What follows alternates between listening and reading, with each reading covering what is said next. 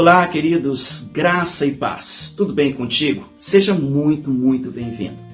Eu gostaria de separar alguns minutos para meditarmos sobre os momentos finais de Jesus que antecederam sua crucificação.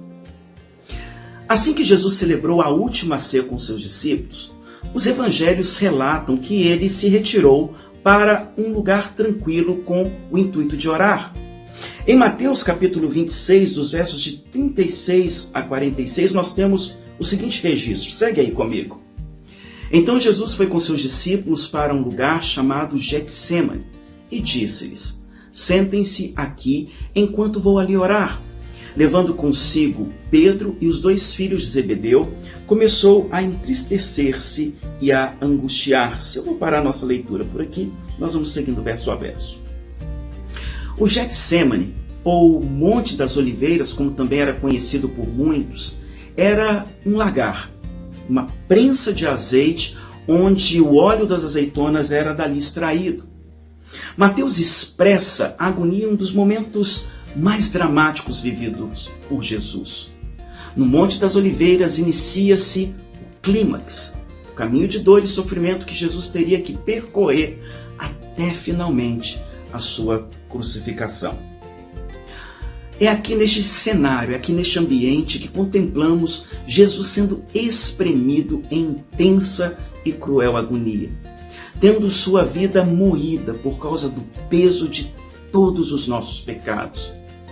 O Getsêmani elenca alguns princípios muito importantes sobre batalha espiritual e o poder que existe na vida daquele que ora, daquele que busca a presença de Deus. Com Jesus no Getsêmani, queridos, nós temos a oportunidade de aprender que, em primeiro lugar, a vida é um desafio intenso, onde não só passamos por desertos áridos, mas também passamos por jardins onde a nossa fé é provada e exprimida ao seu máximo. Não na mesma intensidade de Jesus, claro, mas que da vida deriva-se, sim, muitas e muitas provações. No Getsêmani, Jesus suou sangue, enfrentou toda a fúria e sanha do inferno, enfrentou e venceu suas limitações humanas para nos mostrar que por meio dele, que por meio de sua graça e de sua misericórdia, nós também podemos vencer as nossas limitações. E isso faz jus ao que ele nos ensinou. Ele mesmo disse: tenho-vos dito isto para que em mim tenhais paz.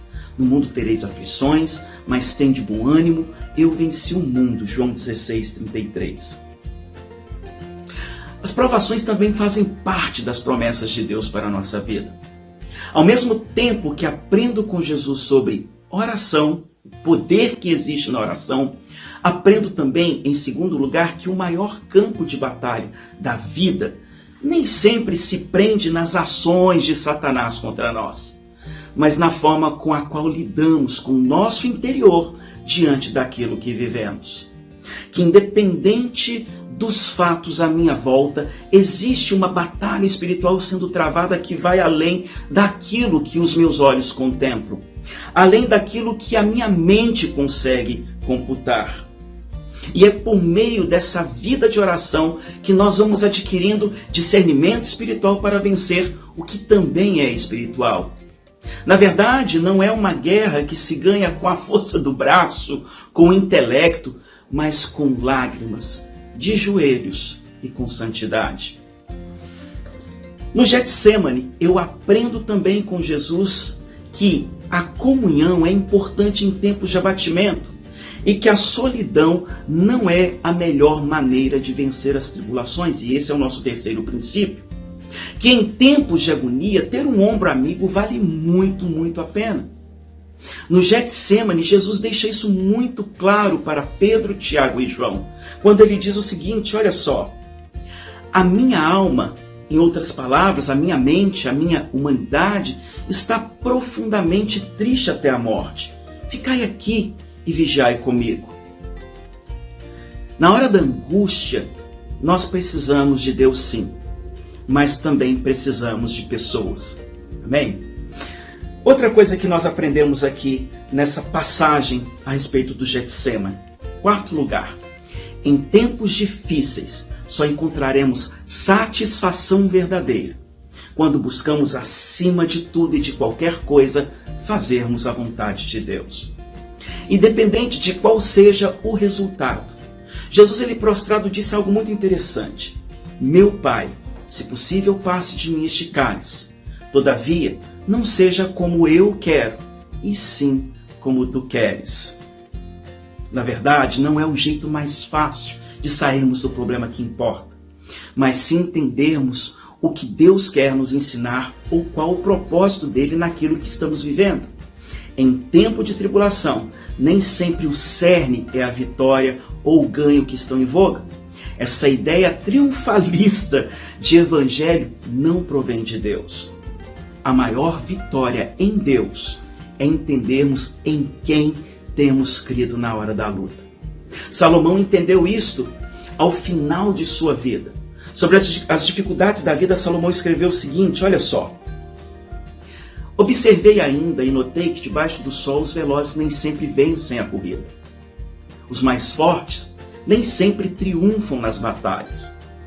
Os sábios nem sempre têm o que se alimentar, nem a fortuna acompanha sempre os prudentes, nem os bem instruídos e inteligentes têm garantia de prestígio e honra, pois o tempo e o acaso afetam a todos indistintamente. Eclesiastes capítulo 9, versículo 11.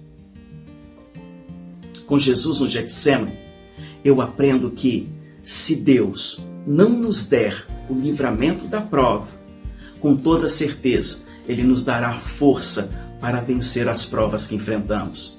Seja qual for o resultado, por Ele seremos consolados, encorajados e fortalecidos. Assim sendo, que em tempos de tribulação possamos nos achegar com o coração quebrantado e nos humilharmos diante de Deus. Que haja mais intensidade em nosso clamor. Que possamos buscar a Deus com perseverança, sem perdermos o foco, tendo em mente que todo deserto passa e que nenhum Getsêmani é para sempre. Amém? Assim fechamos nossa devocional de hoje. Meu anseio é que Deus te abençoe ricamente. Um grande abraço e até o próximo.